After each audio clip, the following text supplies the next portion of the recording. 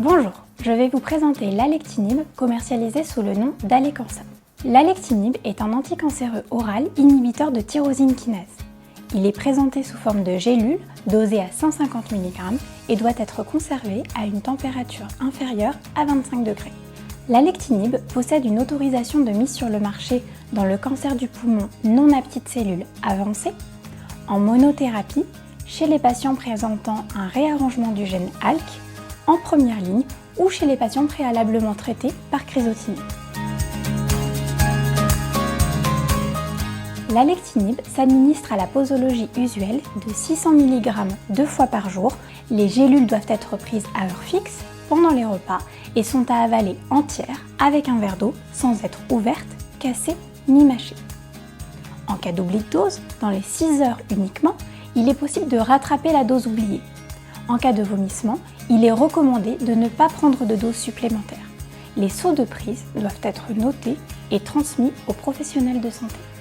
Selon la tolérance ou la fonction hépatique, des adaptations de dose sont possibles, de 450 mg 2 fois par jour à 300 mg 2 fois par jour, par palier de 150 mg par prise. L'alectinib est un médicament soumis à prescription hospitalière réservé aux spécialistes en oncologie avec surveillance particulière pendant le traitement. Il est disponible en pharmacie de ville. L'alectinib entraîne très fréquemment des effets indésirables gastro-intestinaux tels que les nausées et vomissements, la constipation ou diarrhée ou encore une stomatite. En prévention des nausées et vomissements, des règles hygiéno-diététiques adaptées, comme une alimentation préférentiellement froide, liquide et fractionnée, seront accompagnées de la prescription éventuelle d'un antiémétique.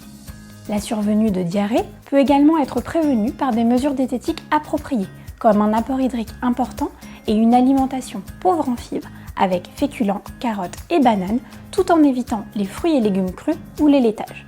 La prise en charge de ces diarrhées doit être précoce avec la prescription d'un antidiarrhéique si besoin. En cas de constipation, il est au contraire recommandé de privilégier une alimentation riche en fibres. Un exercice physique régulier et une hydratation abondante sont conseillés. La prescription de traitements laxatifs est possible. Pour prévenir les stomatites, des bains de bouche de bicarbonate de sodium sont recommandés après brossage des dents. Il faut éviter les aliments acides ou très salés. La survenue de myalgie et l'élévation de CPK, créatine phosphokinase, sont prévenues par une surveillance clinique et biologique régulière. La toxicité hématologique est également très fréquente. Elle se manifeste essentiellement par une anémie. Il est indispensable de contrôler régulièrement l'ANFS. En prévention de la bradycardie, une surveillance de la fréquence cardiaque et de la tension artérielle doit être réalisée. L'alectinib peut exposer à des troubles cutanés. L'utilisation d'un savon doux et d'un agent hydratant préviennent les éruptions. La prescription d'antibiotiques ou de corticoïdes est possible si nécessaire. En raison de la photosensibilité, l'exposition au soleil est à éviter et l'utilisation d'un écran total jusqu'à plus de 7 jours après l'arrêt du traitement est recommandée. Les possibles troubles de la vision doivent être signalés et faire l'objet d'un examen ophtalmologique. Les pneumopathies interstitielles ou inflammatoires sont peu fréquentes, mais elles doivent être prévenues par une surveillance régulière et peuvent nécessiter un arrêt du traitement. Une toxicité rénale ou hépatique peut apparaître avec l'alectinib. Une surveillance régulière des bilans rénal et hépatique est donc recommandée. Enfin, la survenue d'œdème périphérique est fréquente. Il est recommandé de surveiller la prise de poids et de discuter de la prescription d'un diurétique si besoin. L'élimination rénale de l'alectinib est mineure.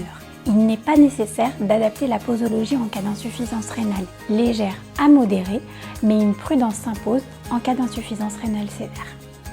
L'alectinib présente une métabolisation hépatique importante. Il est recommandé d'adapter la posologie à 450 mg 2 fois par jour en cas d'insuffisance hépatique sévère uniquement. En l'absence de données chez les patients de plus de 130 kg, il est recommandé d'utiliser l'alectinib avec prudence et surveiller un potentiel sous-dosage. Enfin, la contraception est obligatoire pour les femmes et les hommes pendant et après l'arrêt du traitement et l'allaitement est contre-indiqué. L'alectinib est un substrat du cytochrome P3A4. Il est également inducteur modéré des cytochromes P3A4 et 2B6 et inhibiteur modéré du cytochrome P3A4, de la PGP et de la BCRP. Concernant le cytochrome P3A4, il existe une interaction majeure de l'alectinib avec les inhibiteurs puissants de ce cytochrome, entraînant une augmentation des concentrations plasmatiques d'alectinib pouvant majorer les effets indésirables. Il est recommandé d'effectuer un suivi clinique et pharmacologique en cas d'association avec un inhibiteur puissant, tels que les antihypertenseurs et antiarythmiques, comme le diltiazem, verapamil ou l'amiodarone, les antifongiques azolés, comme le fluconazole, les antibiotiques macrolides, comme la clarithromycine ou l'érythromycine, les inhibiteurs de protéase et la cimétidine. Il existe également une interaction majeure avec les inducteurs puissants du cytochrome P3A4, engendrant une diminution des concentrations plasmatiques d'alectinib, et donc un risque d'échec thérapeutique. Un suivi clinique et pharmacologique est souhaité en cas d'interaction avec la rifampicine, l'efavirenz ou encore les antiépileptiques comme la carbamazépine, la phénitoïne ou le phénobarbital qui sont des inducteurs puissants de ce cytochrome. L'alectinib est également inducteur du cytochrome P2B6. Il interagit avec les contraceptifs oraux, substrat de ce cytochrome. Il est donc recommandé d'utiliser une autre méthode contraceptive. L'action inhibitrice de la PGP par l'alectinib peut perturber la pharmacocinétique des traitements substrats de la PGP, comme les digitaliques, les nouveaux anticoagulants oraux, certains antirétroviraux et les immunosuppresseurs. De même, l'alectinib inhibe le transporteur des flux BCRP, protéine de résistance du cancer du sein. Par cette action, il peut donc également modifier la pharmacocinétique des substrats de la BCRP, tels que le méthotrexate, l'irinotécan ou topotécan, la mitoxantrone ou la rosuvastatine. L'association de l'alectinib avec des médicaments bradycardisants est à réévaluer en cas de bradycardie. Des interactions médicamenteuses avec la phytothérapie sont possibles. En particulier, il est recommandé d'éviter les inhibiteurs du cytochrome P3A4, comme le jus de pamplemousse, le citron vert ou la passiflore, les inducteurs du cytochrome P3A4, tels que le millepertuis, l'ail ou la sauge, et toute phytothérapie pouvant favoriser une hépatotoxicité comme le petit houx ou la levure de riz rouge. Vous pouvez retrouver l'ensemble de ces informations sur la plaquette en ligne sur le site internet de la SFPO.